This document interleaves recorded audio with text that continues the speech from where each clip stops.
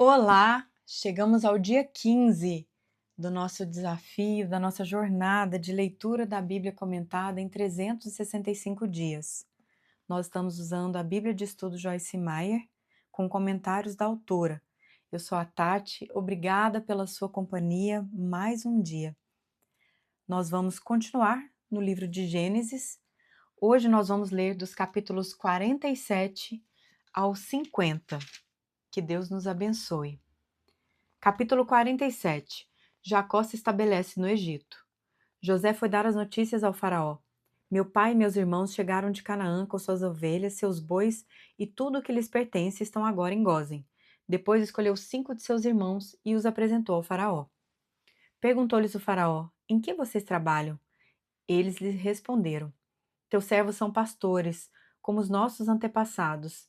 Disseram-lhe ainda, viemos morar aqui por uns tempos, porque a fome é rigorosa em Canaã. E os rebanhos de teus servos não têm nem pastagem. Agora, por favor, permite que teus servos se estabeleçam em Gósen. Então o faraó disse a José, seu pai e seus irmãos vieram a você, e a terra do Egito está à sua disposição. Faça com que seu pai e seus irmãos habitem na melhor parte da terra. Deixe-os morar em Gósen. E se você vê que alguns deles são competentes, coloque-os como responsáveis por meu rebanho. Então José levou seu pai Jacó ao faraó e o apresentou a ele. Depois Jacó abençoou o faraó, e este lhe perguntou, quantos anos o Senhor tem? Jacó respondeu ao faraó, são 130 os anos da minha peregrinação. Foram poucos e difíceis, e não chegam aos anos da peregrinação dos meus antepassados. Então Jacó abençoou o faraó e retirou-se. José instalou seu pai e seus irmãos e deu-lhes propriedade na melhor parte das terras do Egito, na região de Ramessés, conforme a ordem do faraó. Providenciou também sustento para seu pai, para seus irmãos e para toda a sua família, de acordo com o número de filhos de cada um. Os anos de fome. Não havia mantimento em toda a região, pois a fome era rigorosa. Tanto o Egito como Canaã desfaleciam por causa da fome. José recolheu toda a prata que circulava no Egito e em Canaã, dada como pagamento do trigo que o povo comprava, e levou ao palácio do faraó. Quando toda a prata do Egito e de Canaã se esgotou, todos os egípcios foram suplicar a José: dá-nos comida, não nos deixe morrer só porque a nossa prata acabou. E José lhes disse: tragam então seus rebanhos e em troca lhes darei trigo, uma vez que a prata de vocês acabou. E trouxeram a José os rebanhos, e ele lhes deu trigo em troca de cavalos, ovelhas, bois e jumentos. Durante aquele ano inteiro, ele os sustentou em troca de todos os seus rebanhos. O ano passou, e no ano seguinte voltaram a José dizendo: não temos como esconder de ti, meu senhor, que uma vez que a nossa prata acabou e os nossos rebanhos lhe pertencem, nada mais nos resta para oferecer, a não ser os nossos próprios corpos e as nossas terras. Não deixe que morramos e que as nossas terras pereçam diante dos teus olhos. Compra-nos e compra as nossas terras em troca de trigo. E nós, com as nossas terras, seremos escravos do faraó. Dá-nos sementes para que sobrevivamos e não morramos de fome, a fim de que a terra não fique desolada. Assim, José comprou todas as terras do Egito para o faraó. Todos os egípcios tiveram que vender os seus campos, pois a fome os obrigou a isso. A terra tornou-se propriedade do faraó. Quanto ao povo, José o reduziu à servidão, de uma a outra extremidade do Egito. Somente as terras dos sacerdotes não foram compradas, porque, por lei, esses recebiam sustento regular do faraó, e disso viviam. Por isso não tiveram que vender as suas terras. Então José disse ao povo: ouçam, hoje comprei vocês e suas terras para o faraó. Aqui estão as sementes para que o cultivem a terra, mas vocês darão a quinta parte das suas colheitas ao faraó. Os outros 4/5 ficarão para vocês como sementes para os campos e como alimento para vocês, seus filhos e os que vivem em suas casas. Eles disseram: meu senhor, tu nos salvaste a vida, visto que nos favoreceste, seremos escravos do faraó. Assim, quanto à terra, José estabeleceu o seguinte decreto no Egito, que permanece até hoje. 1/5 da produção pertence ao faraó. Somente as terras dos sacerdotes não se tornaram propriedade do faraó. o último desejo de Jacó. Os israelitas se estabeleceram no Egito, na região de Gósen. Lá adquiriram propriedades, foram prolíferos e multiplicaram-se muito. Jacó viveu 17 anos no Egito, e os anos da sua vida chegaram a 147. Aproximando-se a hora da sua morte, Israel chamou seu filho José e lhe disse: Se quer agradar-me, põe a mão debaixo da minha coxa e prometa que será bondoso e fiel comigo. Não me sepulte no Egito. Quando eu descansar com meus pais, leve-me daqui do Egito e sepulte-me junto a eles. José respondeu: Farei como o Senhor me pede. Mas Jacó insistiu: Jure-me. E José lhe jurou. E Israel curvou-se apoiado em seu bordão. Capítulo 48. Jacó abençoa Manassés e Efraim. Algum tempo depois, disseram a José: Seu pai está doente, e ele foi vê-lo, levando consigo seus 2 filhos, Manassés e Efraim. E anunciaram a Jacó: Seu filho José veio vê-lo. Israel reuniu suas forças e assentou-se na cama. Então disse Jacó a José: O Deus Todo-Poderoso apareceu-me em luz na terra de Canaã e ali me abençoou, dizendo: Eu o farei prolífero e o multiplicarei. Farei de você uma comunidade de povos e darei essa terra por propriedade perpétua aos seus descendentes. Agora, pois, os seus 2 filhos que lhe nasceram no Egito antes da minha vinda para cá serão reconhecidos como meus. Efraim e Manassés serão meus, como são meus Ruben e Simeão. Os filhos que lhe nascerem depois dele serão seus.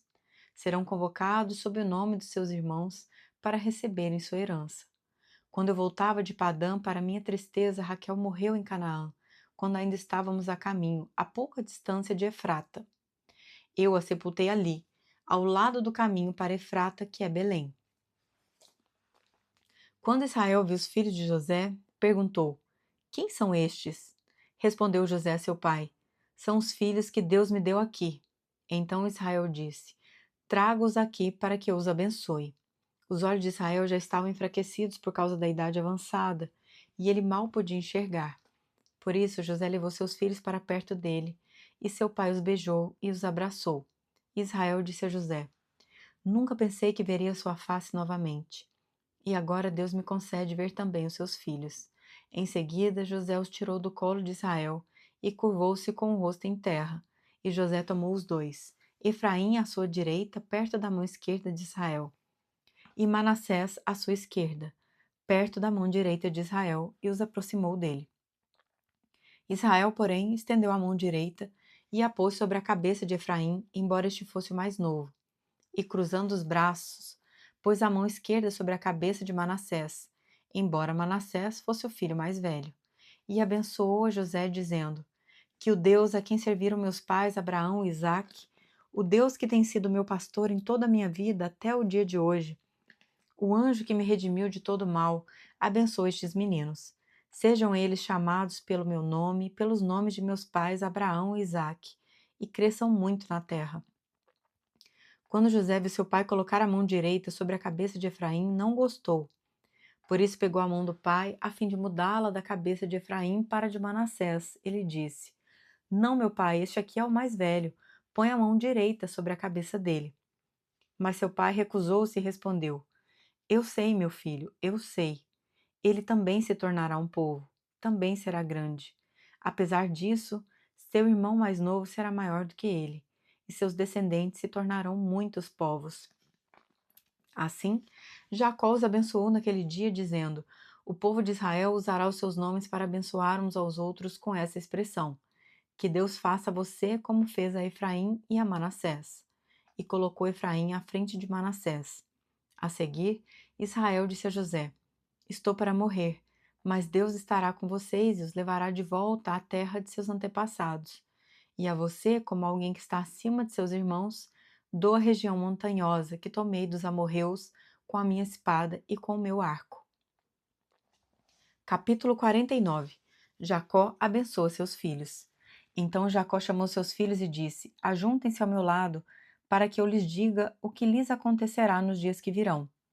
Reúnam-se para ouvir, filhos de Jacó. Ouçam o que diz seu pai Israel. Ruben, Você é meu primogênito, minha força, o primeiro sinal do meu vigor, superior em honra, superior em poder. Turbulento como as águas, já não será superior, porque você subiu à cama de seu pai, ao meu leito, e o desonrou. Simeão e Levi são irmãos, suas espadas são arma de violência. Que eu não entre no conselho deles, nem participe da sua assembleia, porque em sua ira mataram homens, e a seu bel prazer aleijaram bois, cortando-lhes o tendão. Maldita seja a sua ira tão tremenda e a sua fúria tão cruel. Eu os dividirei pelas terras de Jacó e os dispersarei em Israel. Judá, seus irmãos o louvarão. Sua mão estará sobre o pescoço dos seus inimigos. Os filhos de seu pai se curvarão diante de você. Judá é um leão novo. Você vem subindo, filho meu, depois de matar a presa. Como leão, ele se assenta e deita-se como uma leoa. Quem tem coragem de acordá-lo? O cetro não se apartará de Judá, nem o bastão de comando de seus descendentes, até que venha aquele a quem ele pertence, e a ele as nações obedecerão. Ele amarrará seu jumento a uma videira e o seu jumentinho ao ramo mais seleto, lavará no vinho as suas roupas, no sangue das uvas as suas vestimentas. Seus olhos serão mais escuros que o vinho, seus dentes mais brancos que o leite. Zebulon morará à beira-mar e se tornará um porto para os navios. Suas fronteiras se estenderão até Sidom. Issacar é um jumento forte, deitado entre as suas cargas. Quando ele perceber como é bom o seu lugar de repouso e como é aprazível a sua terra, curvará seus ombros ao fardo e se submeterá a trabalhos forçados. Dan defenderá o direito do seu povo como qualquer das tribos de Israel. Dan será uma serpente à beira da estrada, uma víbora à margem do caminho, que morde o calcanhar do cavalo e faz cair de costas o seu cavaleiro. Ó Senhor, eu espero a tua libertação. Gade será atacado por um bando, mas é ele que o atacará e o perseguirá. A mesa de Aser será farta, ele oferecerá manjares de rei. Naftali é uma gazela solta, que por isso faz festa. José é uma árvore frutífera à beira de uma fonte, cujos galhos passam por cima do muro. Com rancor, arqueiros o atacaram, atirando-lhe flechas com hostilidade, mas o seu arco permaneceu firme, os seus braços fortes, ágeis para atirar, pela mão do poderoso de Jacó, pelo nome do pastor, a rocha de Israel. Pelo Deus de seu pai que ajuda você, o Todo-Poderoso que o abençoa com bênçãos dos altos céus, bênçãos das profundezas, bênçãos da fertilidade e da fartura. As bênçãos de seu pai são superiores às bênçãos dos montes antigos, às delícias das colinas eternas. Que todas essas bênçãos repousem sobre a cabeça de José, sobre a fronte daquele que foi separado de entre os seus irmãos. Benjamim é um lobo predador. Pela manhã devora a presa e à tarde divide o despojo. São esses os que formaram as 12 tribos de Israel. E foi isso que seu pai lhe disse ao abençoá-los, dando a cada um a bênção que lhe pertencia. A morte de Jacó. A seguir, Jacó deu-lhe estas instruções: Estou para ser reunidos aos meus antepassados. Sepultem-me junto aos meus pais na caverna do campo de Efron, o Hitita, na caverna do campo de Macpela, perto de Manre, em Canaã. Campo que Abraão comprou de Efron, o Hitita, como propriedade para a sepultura. Ali foram sepultados Abraão e Sara, sua mulher, e Isaque e Rebeca, sua mulher. Ali também sepultei Lia. Tanto o campo como a caverna que nele está foram comprados dos hititas. Ao acabar de dar essas instruções a seus filhos, Jacó deitou-se, expirou e foi reunido aos seus antepassados. Capítulo 50. José atirou-se sobre seu pai, chorou sobre ele e o beijou. Em seguida deu ordens aos médicos que estavam ao seu serviço que embalsamassem seu pai Israel. E eles o embalsamaram. Levaram 40 dias completos, pois esse era o tempo para o embalsamamento. E os egípcios choraram sua morte 70 dias. Passados os dias de luto, José disse à corte do faraó: Se posso contar com a bondade de vocês, falem com o faraó em meu favor. Digam-lhe que meu pai fez-me prestar-lhe o seguinte juramento: Estou à beira da morte. Sepulte-me no túmulo que preparei para mim na terra de Canaã. Agora, pois, peçam-lhe que me permita partir e sepultar meu pai. Logo depois voltarei. Respondeu o faraó: Vá e faça sepultamento do seu pai, como este o fez jurar. Então José partiu para sepultar seu pai. Com ele foram todos os conselheiros do faraó, as autoridades da sua corte e todas as autoridades do Egito. E além deles, todos da família de José, os seus irmãos e todos da casa de seu pai. Somente as crianças, as ovelhas e os bois foram deixados em Gósen. Carruagens e cavaleiros também o acompanharam. A comitiva era imensa. Chegando à eira de Atade, perto do Jordão, lamentaram-se em alta voz, com grande amargura, e ali José guardou 7 dias de pranto pela morte de seu pai. Quando os cananeus que lá habitavam viram aquele pranto na eira de Atade, disseram: Os egípcios estão celebrando uma cerimônia de luto solene. Por essa razão, aquele lugar próximo ao Jordão foi chamado Abel-Mizraim. Assim fizeram os filhos de Jacó o que este lhes havia ordenado. Levaram-no à terra de Canaã e o sepultaram na caverna do campo de Macpela, perto de Manre, que com o campo Abraão tinha comprado de Efron o Hitita, para que lhe servisse de propriedade para a sepultura. Depois de sepultar seu pai, José voltou ao Egito com seus irmãos e com todos os demais que o tinham acompanhado. A bondade de José. Vendo os irmãos de José que seu pai havia morrido, disseram: E se José tiver rancor contra nós e resolver retribuir todo o mal que lhe causamos? Então mandaram um recado a José, dizendo: Antes de morrer, teu pai nos ordenou que te disséssemos o seguinte: Peço-lhe que perdoe os erros e pecados de seus irmãos, que o trataram com tanta maldade. Agora, pois, perdoa os pecados dos servos do Deus do teu pai. Quando recebeu o recado, José chorou. Depois vieram seus irmãos, prostraram-se diante dele e disseram: Aqui estamos, somos teus escravos. José, porém, lhes disse: Não tenham medo, estaria eu no lugar de Deus? Vocês planejaram mal contra mim, mas Deus o tornou em bem, para que hoje fosse preservada a vida de muitos. Por isso não tenho medo. Eu sustentarei vocês e seus filhos. E assim os tranquilizou e lhes falou amavelmente.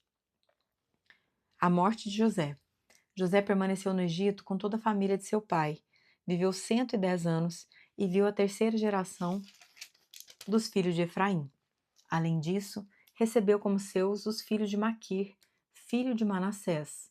Antes de morrer, José disse a seus irmãos: Eu estou à beira da morte, mas Deus certamente virá em auxílio de vocês e os tirará desta terra, levando-os para a terra que prometeu com juramento a Abraão, a Isaque e a Jacó. E José fez que os filhos de Israel lhe prestassem um juramento, dizendo-lhes: Quando Deus intervier em favor de vocês, levem os meus ossos daqui. Morreu José com a idade de 110 anos e, depois de embalsamado, foi colocado num sarcófago no Egito. Comentários da autora. Muitas vezes em nossas vidas, Satanás acha que está fazendo algo terrível para nos arruinar. E, no entanto, o plano de Deus é inteiramente outro. Ele finge aceitar o que Satanás planeja para nos causar dano e trabalha não somente pelo nosso bem, mas pelo bem de muitos que ouvirão nossa ministração. Transforme seu problema na sua mensagem. Os irmãos de José tinham medo de que ele nunca os perdoasse por terem desejado sua morte e o vendido como escravo. Em Gênesis capítulo 50, versículo 20, vemos que José teve uma atitude boa e amável ao dar a seus irmãos a certeza de que ele os havia perdoado pelo mal que tinham feito. Eles pretenderam fazer mal contra José, mas Deus o transformou em bem. É impressionante a quantidade de vezes que Satanás prepara armadilhas para nós com o objetivo de nos fazer mal e de nos destruir. Mas quando Deus se envolve no assunto, ele toma o que Satanás faz com a intenção de nos destruir e o transforma para que isso opere em nosso favor. Ninguém mais pode fazer as coisas funcionarem assim, mas Deus pode. Ele pode pegar qualquer situação negativa e, através do seu poder de operar milagres, usá-la para nos tornar mais fortes e perigosos para o inimigo do que jamais seríamos sem essa intervenção. A minha própria situação prova isso. Sofri abuso sexual, mental e emocional por muitos anos durante a minha infância. Isso, sem dúvida, é algo terrível de acontecer a uma criança e foi definitivamente uma obra de Satanás. Mas Deus a transformou em bem. Meu problema passou a ser a minha mensagem, meu sofrimento passou a ser o meu ministério, e estou usando a experiência que ganhei com a minha dor para ajudar multidões de outras pessoas que sofrem.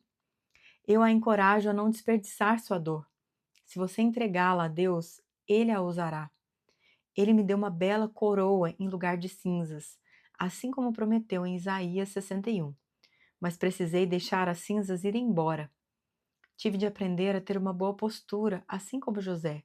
Tive de aprender a deixar de lado a amargura, o ressentimento e a falta de perdão que eu sentia para com as pessoas que me feriram. Se formos feridas, é importante não permitir que a dor se perpetue através de uma postura amarga. Quando odiamos as pessoas, só ferimos a nós mesmas. Não perderíamos o nosso tempo odiando as pessoas se entendêssemos que elas provavelmente estão desfrutando de suas vidas e não estão nem um pouco preocupadas com o modo como nos sentimos com relação a elas. Lembre-se de que Deus é o nosso vingador e Ele tirará o bem do mal que o inimigo pretendia fazer contra você. Esse foi o fim do nosso 15º dia de leitura. Que Deus nos abençoe. Te aguardo no próximo episódio.